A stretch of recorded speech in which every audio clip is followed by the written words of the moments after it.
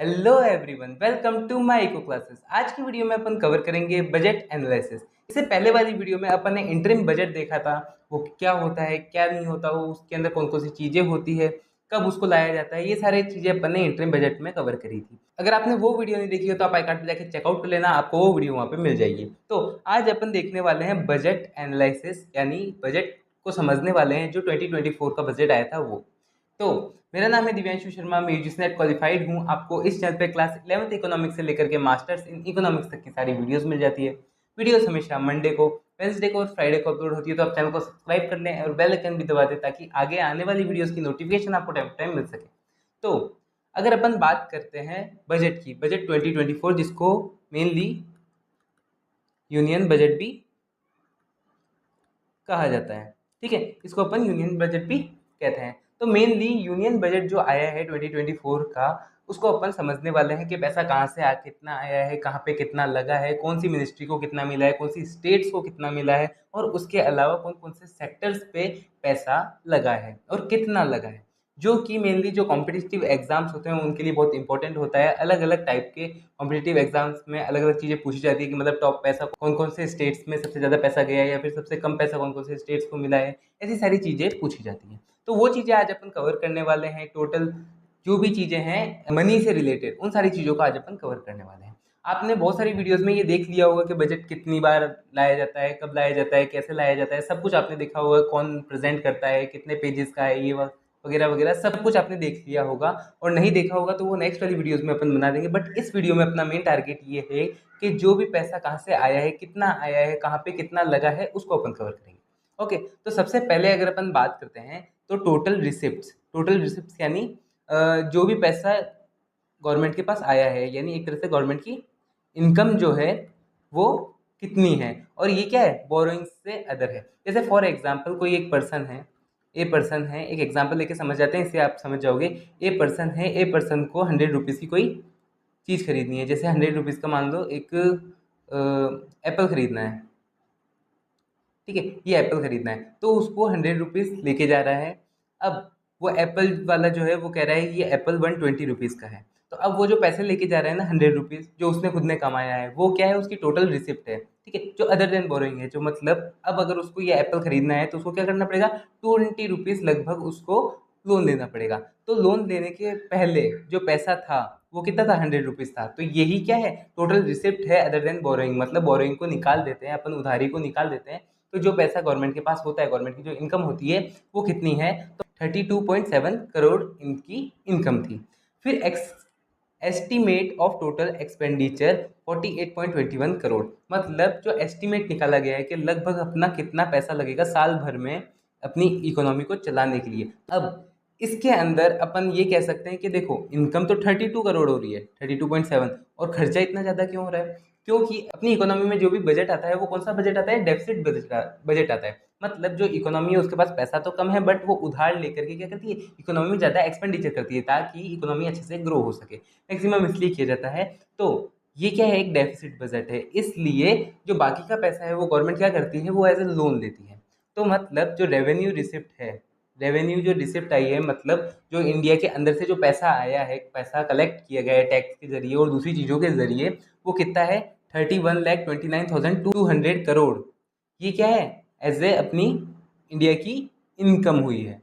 Okay, अब capital receipt यानी loan कितना लिया गया है, तो वो लिया गया है 16,91,312 करोड़, इतना लिया गया है लोन। अब ये लोन दो टाइप से भी हो सकता है, इंडिया के अंदर से भी ले सकते हैं, इंडिया के बाहर से भी ले सकते हैं, उस वो अपना कंसर्न नहीं है। अपना कंसर्न ये है कि ये इतना अमाउंट लोन पे लिया गया है। तो टोटल जो भी खर्चा है वो कितना होगा, वो होगा 48,20,512 करोड़, इतना लगभग एज अ खर्चा माना गया है। अब जो खर्चा होता है जब अपन करते हैं, तो वो खर्चा दो चीज़ों पे मेनली किया जाता है। एक तो रेवेन्यू पे, रेवेन्यू एक्सपेंडिचर होता है, और एक कैपिटल एक्सपेंडिचर होता है। कैपिटल एक्सपेंडिचर वो एक्सपेंडिचर होता है जिससे अपन और पैसा कमाते हैं। ओके, रेवेन्यू एक्सपेंडिचर वो एक्सपेंडिचर होता है जिससे अपन को खर्चा करना पड़ता है ताकि वो चीज़ें अच्छे से चल सके। जैसे एडमिनिस्ट्रेटिव पे खर्चा करना पड़ रहा है, वो अपन को रेवेन्यू तो नहीं दे रहा है, मतलब वापस पैसा कमा करके तो नहीं दे रहा है, बट एक तरह से उसका अपन को खर्चा करना पड़ेगा, जैसे सैलरीज देना वगैरह। तो वो क्या होता है, रेवेन्यू एक्सपेंडिचर होता है। और ये कैपिटल एक्सपेंडिचर जो है, जो अपन को पैसा बना के देगा, वो इस बार कितना रखा गया है, वो रखा गया है 11.11 करोड़, जो कि इंटरिम बजट में जो प्रेजेंट किया गया था उसके बराबर ही है। मतलब इंटरिम बजट में भी उन्होंने कहा था कि 11.11 करोड़ रुपीस एज ए अपन कैपिटल एक्सपेंडिचर करेंगे, जिससे अपन को पैसा बन मिलेगा, और यहाँ पे भी उसको ही कंटिन्यू किया गया है। ओके, तो ये सारी चीज़ें थी कि पैसा कितना था, कितना लोन दिया गया, ये सारी चीज़ें अपन ने देखी। नेक्स्ट अपन देखते हैं कि मनी कहाँ से आता है गवर्नमेंट के पास। मतलब जो भी गवर्नमेंट का पैसा आया है, यानी ये 48 लाख करोड़ जो भी है ना, ये 48 लाख करोड़ गवर्नमेंट के पास कहाँ से आया है। तो सबसे बड़ा हिस्सा लोन से आता है। जैसे कि अभी अपन ने देखा, इधर देखो, ये 32 लाख ये है, और लोन से कितना है, 16 लाख आया है। तो सबसे बड़ा जो हिस्सा है वो कहाँ से आया है, लोन से आया है। मतलब बोरिंग बोरिंग से आया है 27%, लगभग ये इतना हिस्सा बोरिंग से आया है। फिर उसके अलावा जो कंट्री के अंदर से भी पैसा आया है वो भी आया है, बट अलग अलग जगह से। जैसे बोरोइंग के बाद जो नेक्स्ट आया है सबसे ज़्यादा पैसा, वो आया है इनकम टैक्स से। जो भी इनकम कमाते हैं उसके ऊपर जो टैक्स देते हैं वो इनकम टैक्स होता है, और उससे पैसा फिर आया है। फिर उसके बाद जीएसटी आया है, मतलब कोई भी गुड्स अपन खरीदते हैं उस पर जो अपन टैक्स देते हैं वो जीएसटी से। फिर कॉर्पोरेट टैक्स, फिर उसके बाद नॉन टैक्स रिसिप्ट हो गई कुछ, कि मतलब बिना टैक्स के अलावा भी जो अपन फाइन देते हैं, ड्यूटीज़ देते हैं, पेनल्टीज देते हैं, ये सारी चीज़ों से भी पैसा आया है। यूनियन एक्साइज ड्यूटी से भी पैसा आया है, फिर कस्टम से, और नॉन डेप्ट कैपिटल रिसिप्ट, इन सारी चीज़ों से पैसा है। वो भी कितना, इनकम टैक्स से 19%, जीएसटी से 18%, कॉर्पोरेट टैक्स से 17%, नॉन टैक्स रिसिप्ट से 9%, यूनियन एक्साइज ड्यूटी से 5% और कस्टम से 4%, और नॉन डेप्ट कैपिटल रिसिप्ट से 1%। इतना लगभग पैसा ऐसी ऐसी जगह से आया है। और इन सबको जब आप प्लस करेंगे तो ये टोटल क्या हो जाएगा, 100% हो जाएगा। और ये 100% किसके इक्वल होगा, ये 48 लाख करोड़ के इक्वल है।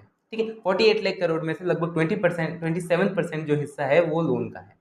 समझ गए? इसलिए अपन कहते हैं कि जो लोन का हिस्सा है वो सबसे ज़्यादा है। अब एक बात सोचो कि जब अपने पास लोन का हिस्सा सबसे ज़्यादा होगा तो अपन लोन को चुकाएंगे भी तो सही। ऐसा थोड़ी है कि अपन लोन को उतना का उतना ही रखेंगे, कभी नहीं चुकाएंगे, चुकाना भी पड़ेगा। तो अगर अपन लोन सबसे ज़्यादा हिस्सा अपन लोन का ले रहे हैं तो सबसे ज़्यादा हिस्से में लोन का चुकाएंगे भी सही। तो देखो, अब इंटरेस्ट पेमेंट कितना हो रहा है, 19% इंटरेस्ट पेमेंट हो रहा है। ओके, तो ये एक तरह से अपन सबसे ज़्यादा हिस्सा मान के चलते हैं कि जो गवर्नमेंट का एक्सपेंडिचर है, उस एक्सपेंडिचर में सबसे ज़्यादा पैसा कहाँ जा रहा है, इंटरेस्ट चुकाने में जा रहा है।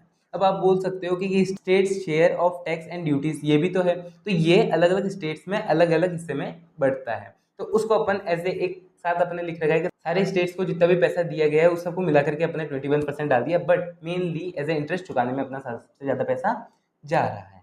क्लियर है?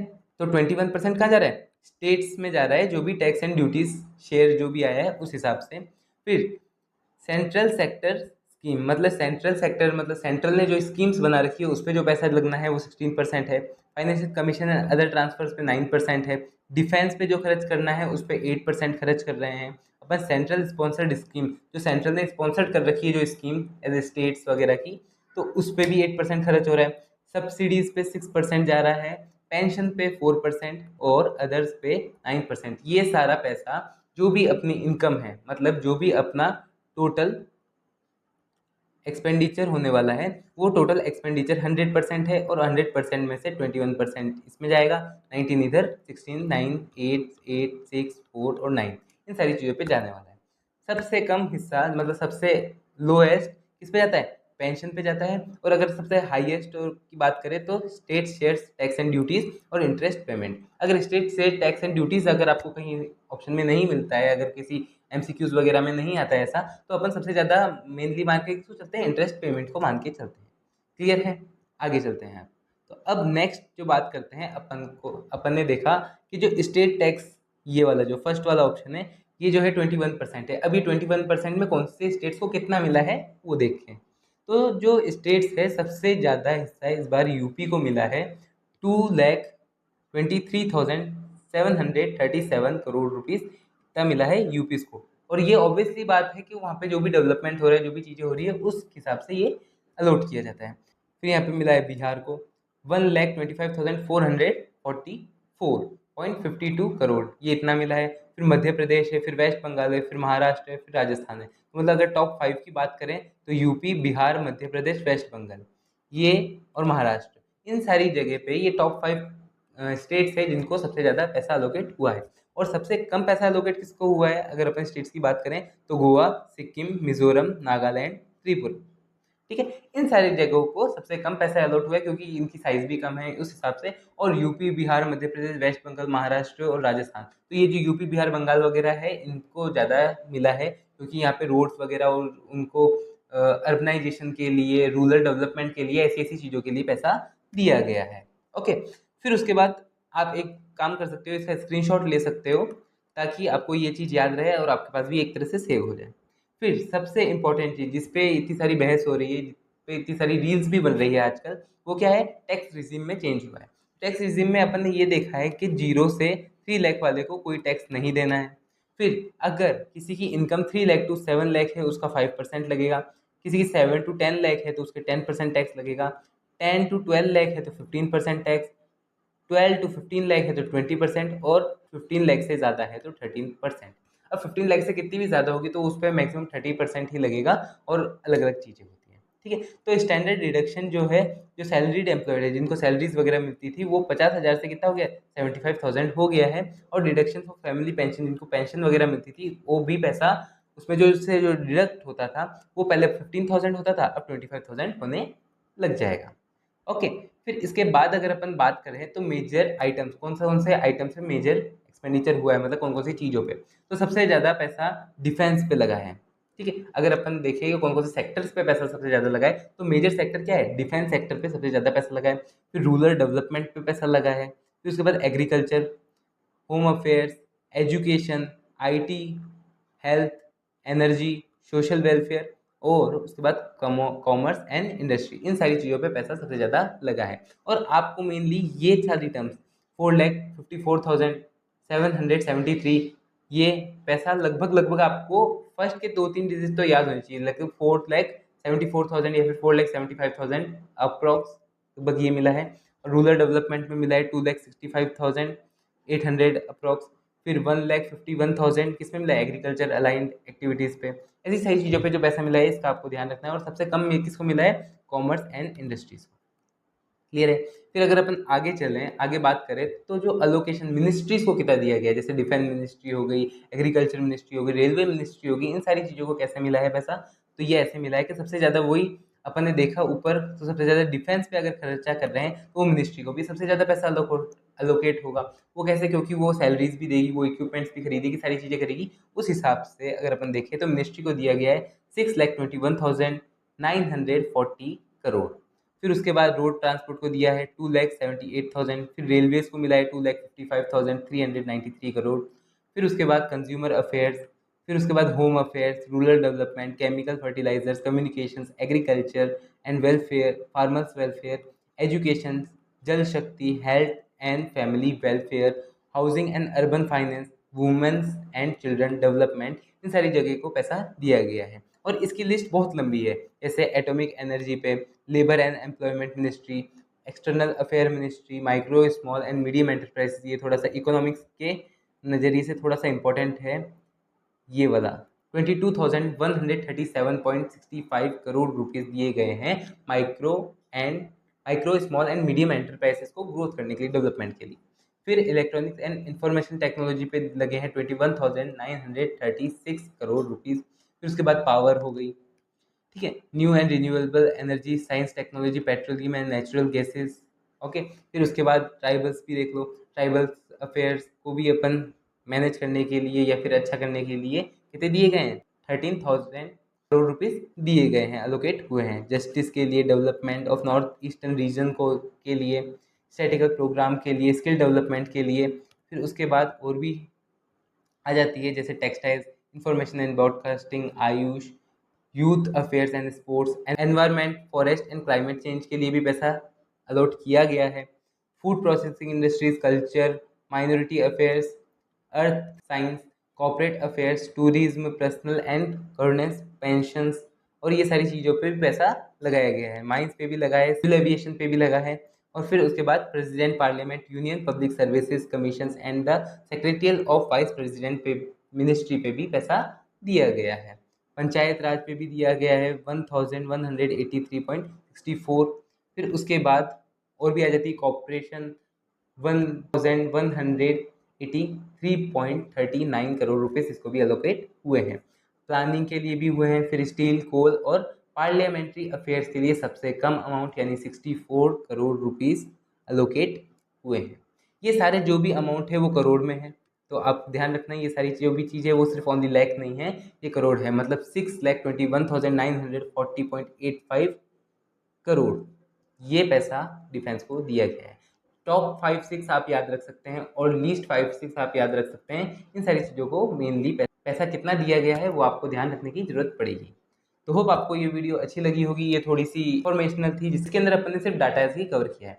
तो होप आपको ये वीडियो समझ में आई होगी, अच्छी लगी होगी। आपको इस वीडियो से बहुत सारी चीज़ें, बहुत सारे क्वेश्चंस वगैरह आने के चांसेस बहुत ज़्यादा होते हैं। तो होप आपको ये वीडियो अच्छी लगी है, आपको वीडियो समझ में भी आई है। तो अगर आपको ये वीडियो अच्छी लगी हो, हेल्पफुल हो, तो वीडियो को लाइक कर देना, चैनल को सब्सक्राइब कर देना। कोई भी डाउट हो, क्वेश्चन हो तो आप कमेंट बॉक्स में इजीली पूछ सकते हैं। अपन मिलेंगे नेक्स्ट वीडियो में। Thanks for watching.